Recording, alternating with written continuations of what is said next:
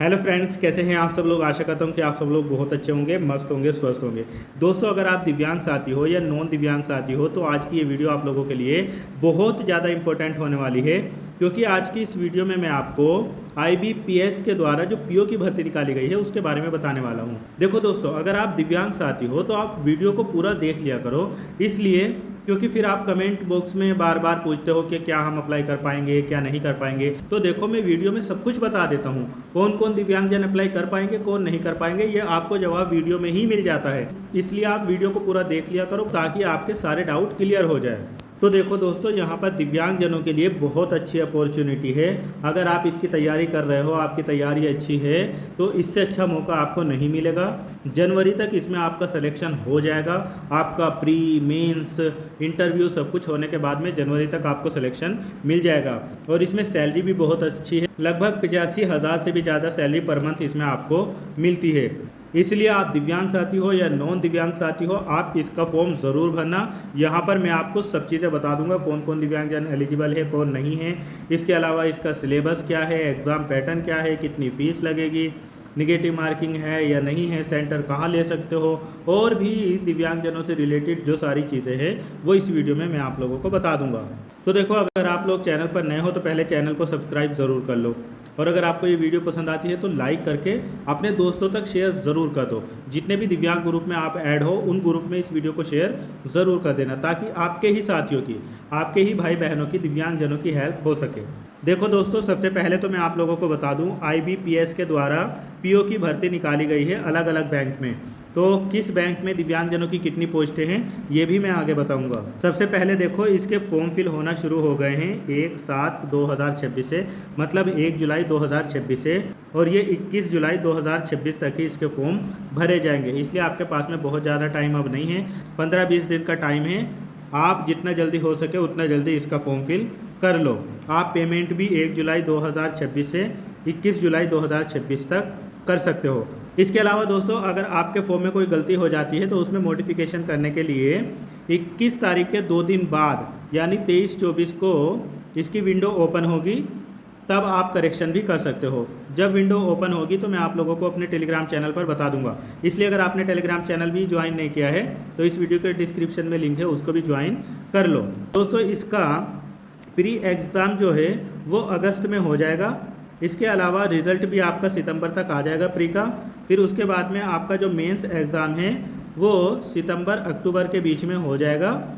और इसके अलावा जो मेंस का रिज़ल्ट है वो नवंबर में आ जाएगा।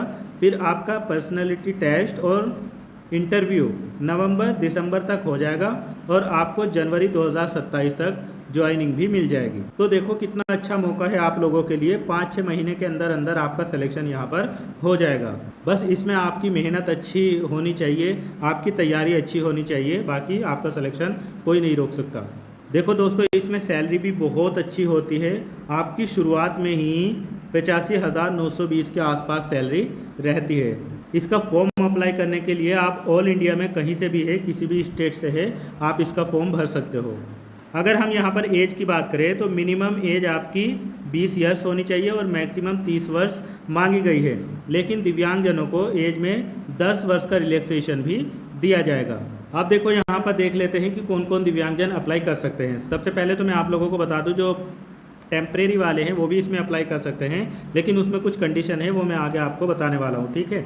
तो देखो, इसमें अप्लाई करने के लिए अगर आप टोटली ब्लाइंड हैं या आप लो विज़न हैं तो आप इसका फॉर्म भर सकते हैं। इसके अलावा अगर आप HI कैटेगरी में डेफ वाले हैं या HH वाले हैं तो आप भी अप्लाई कर सकते हैं। इसके अलावा ऑर्थोपेडिकली चैलेंज यानी लोकोमोटर डिसेबिलिटी में अगर आप OA वाले हैं या आप OL वाले हैं या OAL वाले हैं या BL है या BA है, मतलब बोथ आर्म है, या लेप्रोसी क्योर्ड है, या CP वाले हैं, या डाउन सिंड्रोम है, या मस्कुलर डिस्ट्रोफी है, या एसिड अटैक है, या स्पाइनल डिफॉर्मिटी या स्पाइनल इंजरी है, तो आप लोग आराम से अप्लाई कर सकते हो। इसके अलावा दोस्तों, अगर आप इंटेलेक्चुअल डिसेबिलिटी के अंतर्गत आते हैं, जिसमें अगर आप ऑटिज़म वाले हैं यानी ASD, या स्पेसिफिक लर्निंग वाले हैं यानी SLD, या मेंटल इलनेस वाले हैं यानी MI, या इसके अलावा मल्टीपल डिसेबल्ड भी है तो आप भी अप्लाई कर सकते हैं। देखो रिजर्वेशन का बेनिफिट यहाँ पर उन्हीं लोगों को मिलेगा जो 40% या उससे ज़्यादा वाले हो गए।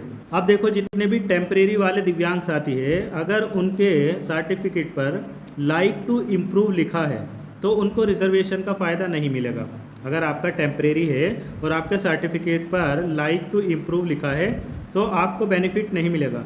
लेकिन अगर आपके सर्टिफिकेट पर प्रोग्रेसिव या नॉन प्रोग्रेसिव या नॉट लाइकली टू इम्प्रूव लिखा है तो आपको रिजर्वेशन का फ़ायदा मिलेगा। मतलब टेम्परेरी वाले वही लोग अप्लाई कर सकते हैं जिनके सर्टिफिकेट पर प्रोग्रेसिव या नॉन प्रोग्रेसिव या नॉट लाइकली टू इम्प्रूव लिखा हुआ है, वो आराम से अप्लाई कर सकते हैं। बाकी लाइकली टू इम्प्रूव वालों को रिजर्वेशन का फ़ायदा नहीं मिलेगा। दोस्तों अब अगर हम इसमें एजुकेशन क्वालिफ़िकेशन की बात करें तो देखो, अगर आपके पास में ग्रेजुएशन है, वो किसी भी स्ट्रीम में हो, मतलब आपने बीए किया हो, पीएससी किया हो, बीकॉम किया हो, कुछ भी किया हो, आप आराम से यहाँ पर अप्लाई कर सकते हैं। 21/7/2026 तक आपका कंप्लीट होना चाहिए। मतलब 21/7/2026 के बाद में जिसका रिज़ल्ट आएगा उनका यहाँ पर नहीं माना जाएगा। तो जिन लोगों का रिज़ल्ट आ गया है या पहले से ही आया हुआ है और आपने ग्रेजुएशन किया है तो आप आराम से अप्लाई इसमें कर सकते हो। दोस्तों इसका फॉर्म फिल करने में जो फ़ीस लगेगी दिव्यांगजनों की और SC ST की यहाँ पर 175 रुपये फ़ीस लगेगी। बाकी और सभी कैटेगरी की यहाँ पर 850 रुपये फ़ीस लगेगी। तो जितने भी दिव्यांग साथी है उनकी यहाँ पर 175 रुपये फ़ीस लगने वाली है। अब देखो दोस्तों हम देख लेते हैं कि किस बैंक में दिव्यांगजनों की कितनी पोस्टें हैं और टोटल कितनी पोस्टें हैं। IBPS PO की जो भर्ती है उसमें अलग अलग बैंक में निकाली गई है। तो देखो सबसे पहले बैंक ऑफ बड़ौदा, यहाँ पर HI वालों की, लोकोमोटर डिसेबल्ड की यानी OH वालों की और विजुअली इम्पायर्ड की यानी दृष्टिबाधित की और ID वालों की 19 पोस्टें हैं। ठीक है। इसी तरीके से बैंक ऑफ इंडिया में भी HI OH VI और ID वालों की 5 पोस्टें हैं। इसी तरीके से बैंक ऑफ महाराष्ट्र में भी HI OH VI और ID वालों की 11 पोस्टें हैं। इसके अलावा कैनरा बैंक में HI लोकोमोटर डिसेबल्ड और VI और ID वालों की 15 पोस्टें हैं। इसके अलावा सेंट्रल बैंक ऑफ इंडिया में सभी दिव्यांगों की HI OH VI ID वालों की 5 पोस्टें हैं। इंडियन बैंक में अभी पोस्टें नहीं बताई गई। इसके अलावा दोस्तों इंडियन ओवरसीज़ बैंक में HI वालों की 9 पोस्ट है और लोकोमोटर डिसेबल्ड की यहाँ पर 8 पोस्ट है। VH वालों की यहाँ पर 6 पोस्टें हैं और ID वालों की भी 6 पोस्टें हैं। इसके अलावा पंजाब नेशनल बैंक में HI VI और ID और इसके अलावा OH की सभी की 5 पोस्टें हैं। फिर पंजाब एंड सिंध बैंक में HI वालों की 4 पोस्ट है, OH वालों की यहाँ पर 2 पोस्टें हैं, VI वालों की 1 पोस्ट है और ID वालों की 9 पोस्टें हैं। बाकी यूको बैंक और यूनियन बैंक ऑफ इंडिया में अभी वैकेंसी नहीं बताई गई। इस तरीके से अगर हम टोटल पोस्टों की बात करें तो टोटल पोस्ट है 6715 और सभी बैंकों में मिलाकर HI वालों की 73 पोस्टें हैं, OH वालों की यहाँ पर 70 पोस्टें हैं, VI वालों की यहाँ पर 67 पोस्टें हैं और ID वालों की यहाँ पर 77 यानी 77 पोस्टें हैं। तो देखो यहाँ पर दिव्यांगजनों की बहुत अच्छी पोस्टें हैं, इसलिए जिन दिव्यांगजनों की तैयारी अच्छी है उन सभी को इसमें अप्लाई ज़रूर करना चाहिए। दोस्तों अगर हम इसमें सेंटर की बात करें तो आप ऑल इंडिया में कहीं भी सेंटर ले सकते हो। जिस भी स्टेट से बिलोंग कर रहे हो आप, सभी स्टेट में आपको सेंटर देखने को मिलेंगे। आप अपने हिसाब से कहीं भी सेंटर ले लेना। चलो दोस्तों अब हम लोग इसका एग्ज़ाम पैटर्न देख लेते हैं। देखो सबसे पहले जो आपका प्री होगा वो ऑब्जेक्टिव टाइप का होगा और ये कंप्यूटर पर ही होगा, ऑनलाइन एग्ज़ाम होगा आपका। ठीक है।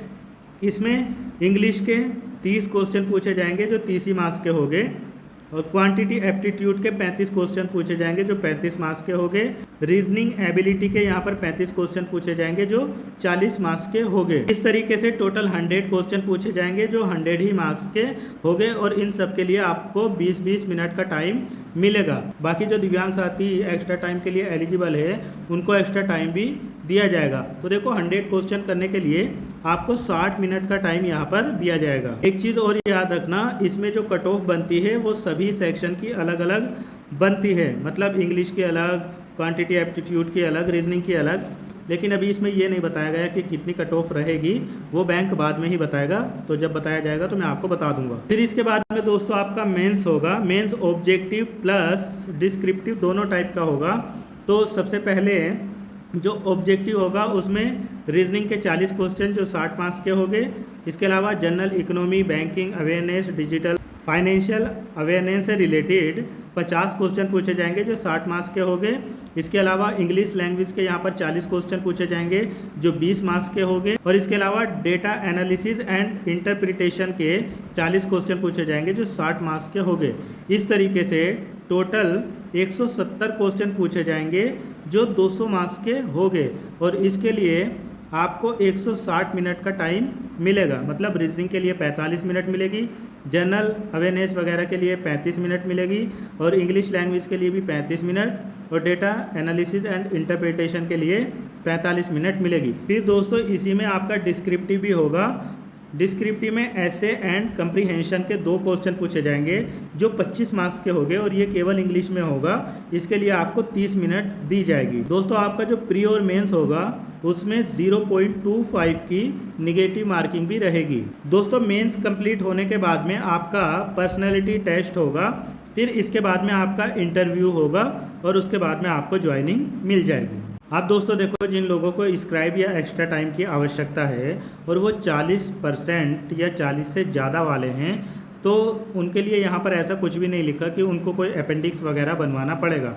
आप फॉर्म भरते हुए उसमें यस कर सकते हो, ठीक है, लेकिन यस तभी करना एक्स्ट्रा टाइम के लिए या स्क्राइब के लिए जब आपको ज़रूरत है, क्योंकि इसमें ये भी लिखा हुआ है कि अगर उनको डाउट होता है कि आपने स्क्राइब के बेस पर किया है, अच्छा स्कोर किया है, तो आपका दोबारा से री एग्ज़ाम भी करवाया जा सकता है। इस नोटिफिकेशन में साफ साफ लिखा हुआ है। तो अगर आपको स्क्राइब की ज़रूरत है, एक्चुअली में ज़रूरत है, तो आप लेना, नहीं तो मत लेना। और अगर आपको एक्स्ट्रा टाइम की भी ज़रूरत है तो लेना, वरना तो नहीं लेना। इसके अलावा जो 40% से कम वाले हैं उनको यहाँ पर अपेंडिक्स 1 और अपेंडिक्स 2 दोनों ही बनवाने होंगे। मतलब अपेंडिक्स 1 पे तो साइन करवाना होगा CMO वगैरह से, और अपेंडिक्स 2 ये अंडरटेकिंग है। अगर आप अपना स्क्राइब लेंगे कोई भी है तो हो सकता है आपसे भी अंडरटेकिंग मांगी जाए, मतलब 40% या उससे ज़्यादा वाले से भी। तो इस नोटिफिकेशन में दी हुई है, उस पर आप अपनी डिटेल भर सकते हो और एग्ज़ाम के टाइम पर इसको ले जा सकते हो। बाकी जो इंटेलेक्चुअल वाले दिव्यांग साथी हैं, जैसे ASD हुए, ID हुए, या इसके अलावा MI वाले हुए या SLD हुए, वो लोग स्क्राइब ले या ना ले, उनको एक्स्ट्रा टाइम ज़रूर मिलेगा। तो फॉर्म भरते हुए आप यस उसमें कर सकते हो, आपके लिए यहाँ पर लिखा हुआ है। इसके अलावा जो टोटली ब्लाइंड है या लो विज़न है उनको भी स्क्राइब आराम से मिल जाएगा, कोई दिक्कत नहीं है। पर स्क्राइब जो है वो आप अपना ले जाएंगे। स्क्राइब की क्वालिफिकेशन है वो एक स्टेप कम होनी चाहिए। और इसके अलावा अगर आप IBPS PO का एग्ज़ाम दे रहे हैं तो आपके स्क्राइब ने ये वाला फॉर्म ना भरा हो और सेंटर पर किसी भी प्रकार की कोई एक्स्ट्रा एक्टिविटी ना करता हुआ दिखाई दे, क्योंकि बैंक जो है बहुत सख्त है और बैंक आपका री एग्ज़ाम करवा भी सकता है अगर उसको ऐसा लगता है तो। बाकी अगर आपको एक्चुअल में दिक्कत है और आपको चाहिए ही चाहिए, आप लोगों को मोटर डिसेबल्ड है, आपके दोनों हाथों में दिक्कत है, आपको स्क्राइब की ज़रूरत है ही, या CP वाले हैं आपको स्क्राइब की ज़रूरत मैंडेटरी है, तो आप आराम से ले सकते हो। या किसी को भी चीज़ को लिमिटेशन है वो आराम से ले सकते हैं, पर आपको यहाँ पर कोई किसी प्रकार का कोई झूठ नहीं बोलना है।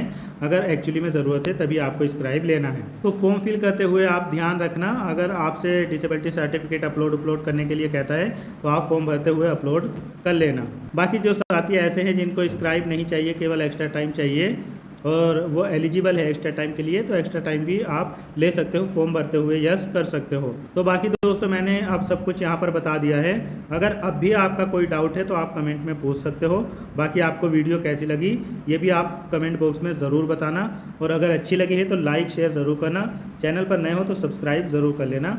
मिलता हूँ फिर किसी और वीडियो में। Thank you so much.